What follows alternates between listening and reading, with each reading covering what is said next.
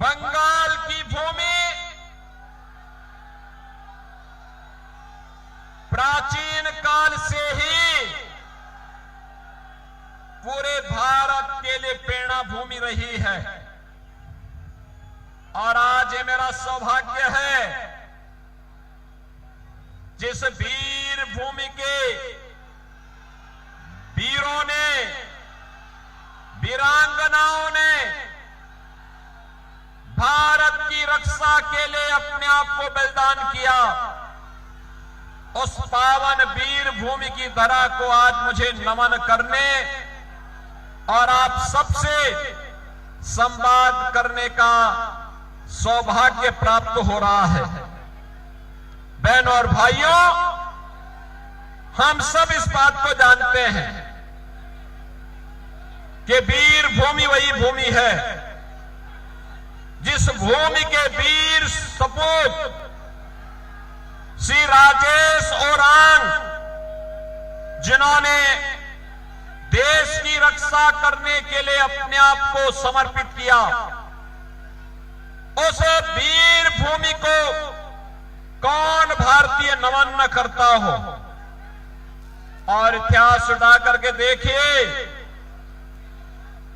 ये भूमि है अध्यात्म के उच्च कोटि के साधक हों या फिर इस भूमि ने रामकृष्ण परमहंस बंगाल की भूमि ने दिए, बंगाल की भूमि ने स्वामी प्रणवानंद जैसा सन्यासी दिया, और बंगाल की भूमि ने स्वामी विवेकानंद जैसा सन्यासी देकर के पूरी दुनिया के अंदर शंखनाद किया था कि गर्व से कहो हम हिंदू हैं। बहनों और भाइयों, ये बंगाल की भूमि है जहां पर खुदीराम बोस देश की आजादी के लिए हंसते हंसते फांसी के फंदे को चूमते हैं।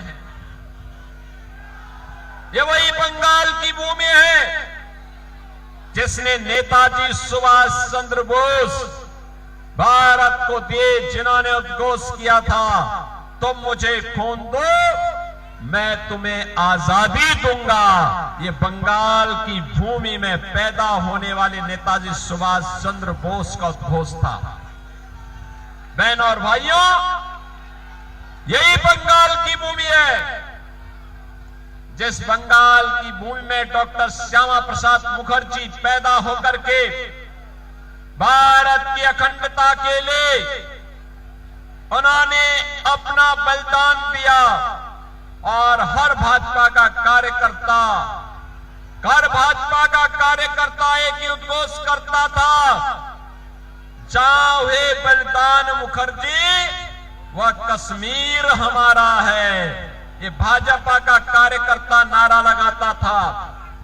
और आज आपको बताते हुए प्रसन्नता है, कश्मीर में धारा 370 प्रधानमंत्री मोदी जी के नेतृत्व में आज समाप्त हो चुकी है। अब कश्मीर में वही कानून लागू होता है जो बंगाल, बिहार और यूपी में लागू होता है।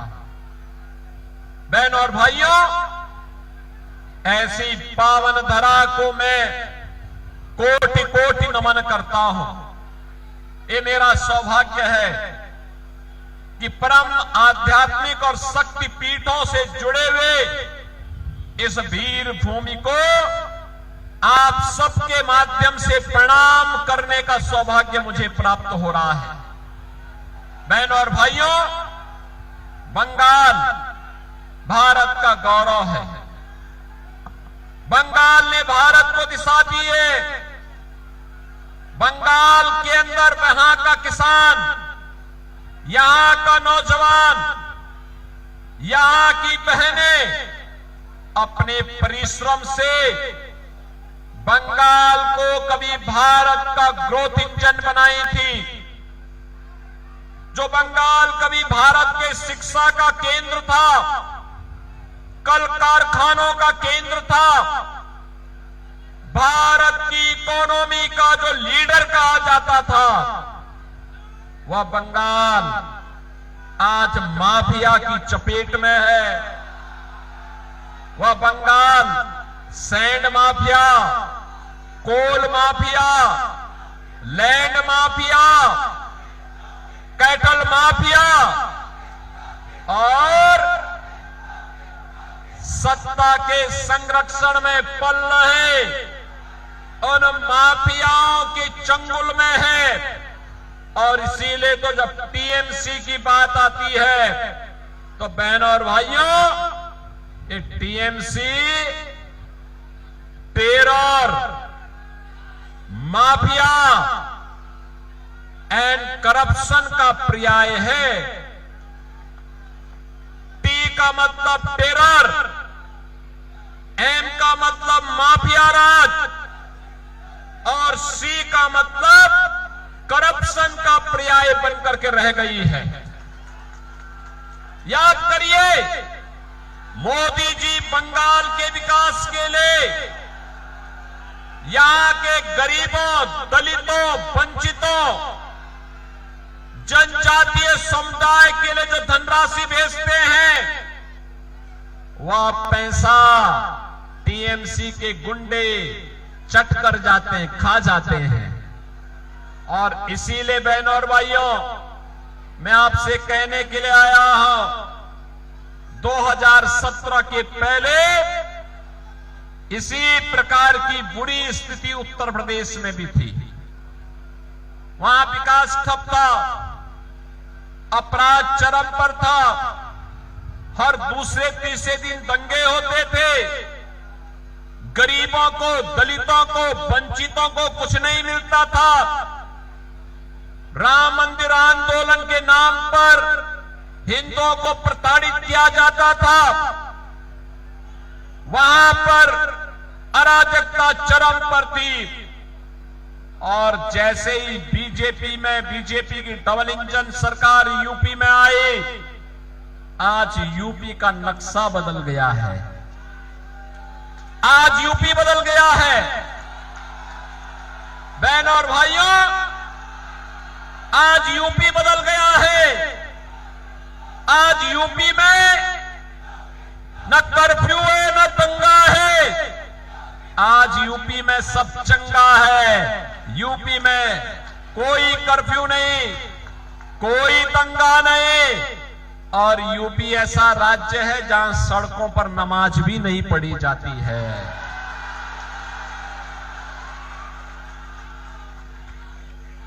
माफिया मुक्त यूपी, गुंडा मुक्त यूपी। और माफिया और गुंडों का इलाज क्या होता है? ये बुलडोजर जब चलता है सड़कों पर तो माफिया की हड्डी पसली को भी एक करके ठीक करता है,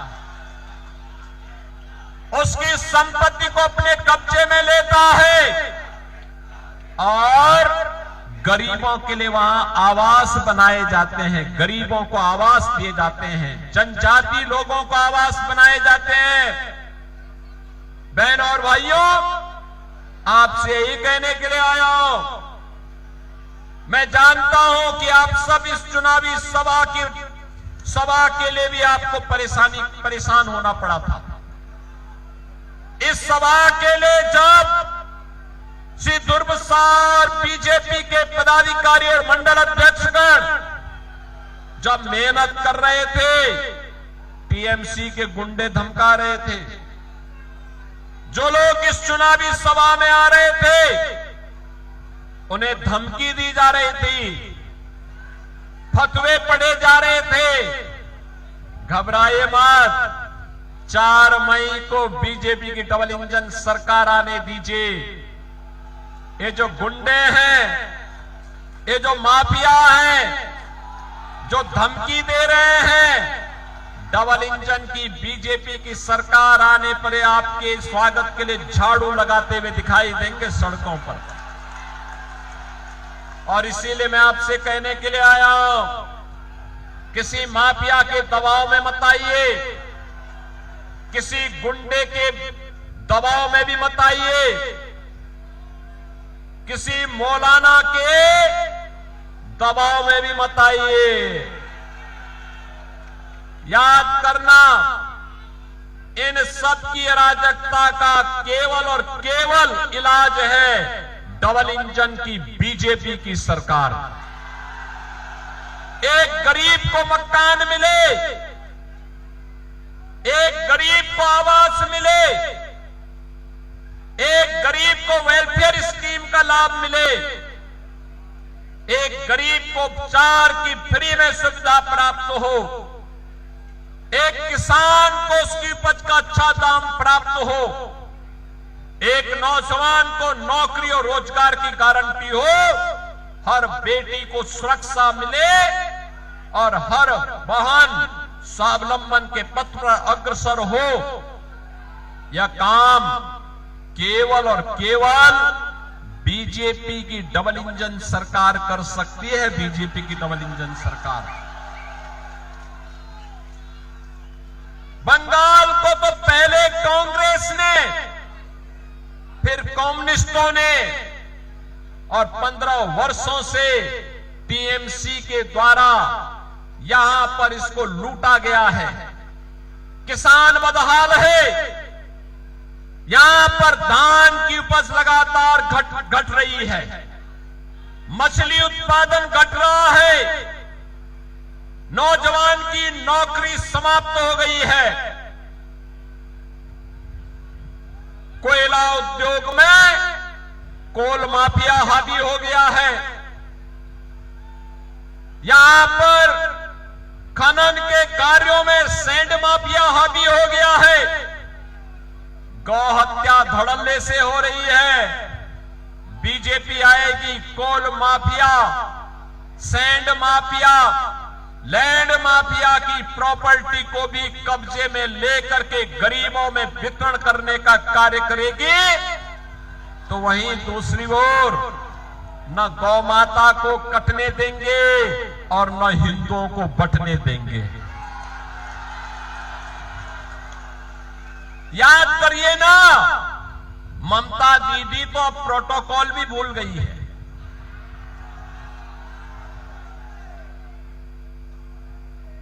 भारत के अंदर पहली